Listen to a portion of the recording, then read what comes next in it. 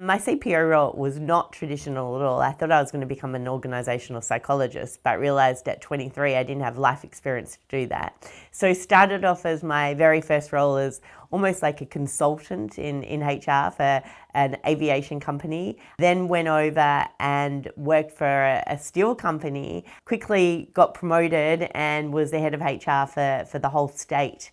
And that really started my HR career with I was a sole HR person in my first job. So I spent a lot of my years not in HR, but actually in the business, which I loved because I had the freedom there. So really did a lot of work in that space.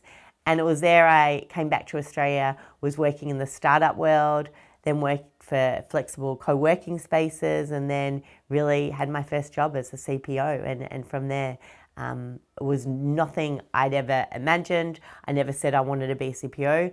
I just wanted to love what I did. And that's what got me to CPO in a variety of industries. But also I've worked across Europe, APAC, Africa, South America, the Americas. So I work for a company called Navro. They've been around for about 2.5 years, a fintech in the payment space. It's a Series A company, so I never thought I'd want to work in a Series A company.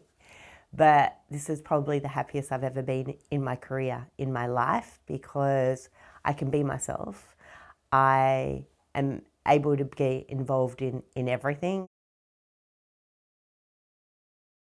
Some of the challenges I've come across as a CPO, one is like scaling into different entities, understanding the different cultures. But I think having travelled over 100 countries, like I understand and have worked with people from different cultures, and I don't think everyone always gets that. And so it's about educating the executives and CEOs.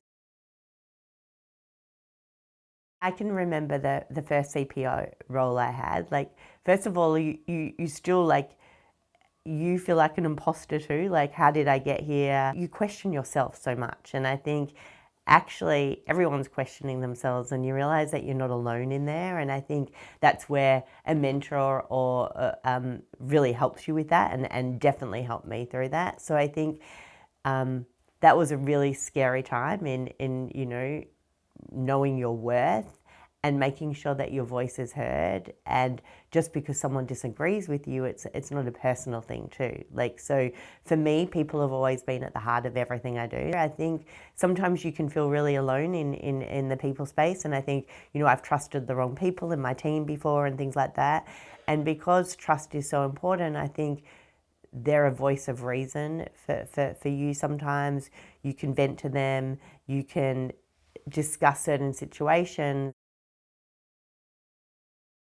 I think in my career I've had a lot of mentors, and I've been so fortunate to have mentors right through my career.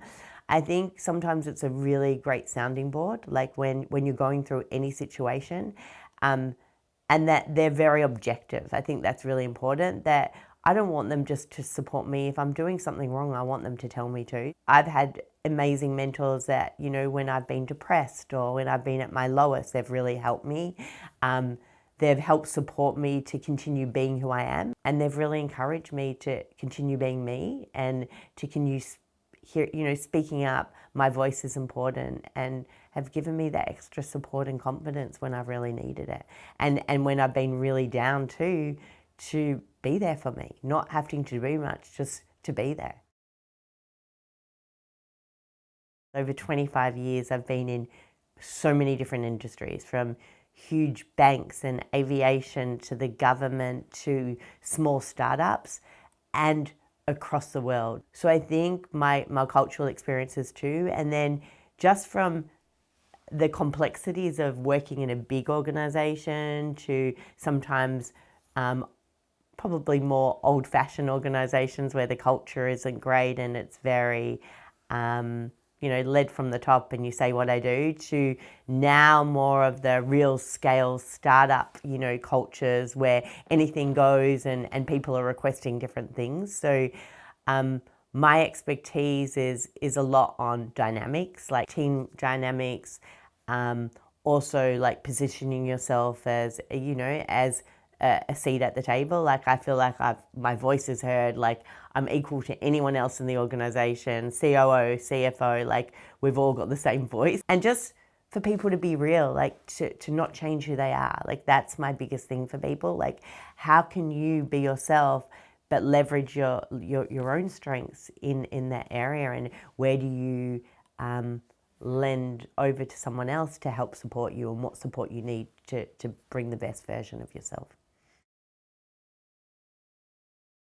I think a newly recruited CPO or anyone going through their career, my one piece of advice is don't change who you are. Like, of course, like you have to adapt. Like there's a difference between adapting, but really accepting who you are. And, you know, I think I was so scared to, I still remember when I'm in meetings and I'd be scared to like say something, like I always cringe, like, oh my God, does that sound okay? I don't care so much what people think. And someone told me this, they said, Kelly, stop trying to get everyone to like you, because they're not. Like I'm gonna have people that don't like me. So to be vulnerable and to be courageous at the same time, to ask for help when you're struggling with something, and to try not to do everything yourself. So I would share stuff with the wrong people, and I think early in your career you learn that, and it comes back to bite you. So I think it's really important to have a sounding board to talk through stuff, and don't think you have to do it all, because I used to think I had to do it all or always put on a brave face, and I don't. If I'm feeling down, I'm like, I'm not okay today. So I think my style is very fluid, very it's very real. Like I'm very present with the person, but I will adapt to their style too. So I'm not going to have like if we need an agenda or things like that, that's great. I will cover certain things, but I'm not structured. I'm going to go in what's in that room. So I'm going to ask the hard questions. So I think you've got to be, you know, comfortable with being uncomfortable, because if I see something, or I see something in your eyes, or something that's telling me something, I'm going to ask about it and see if you're okay. Doesn't mean you have to talk about it, but I'm going to check. I bring a lot of passion. I won't commit to something if I'm not in it too. So it has to be something that I really connect with too.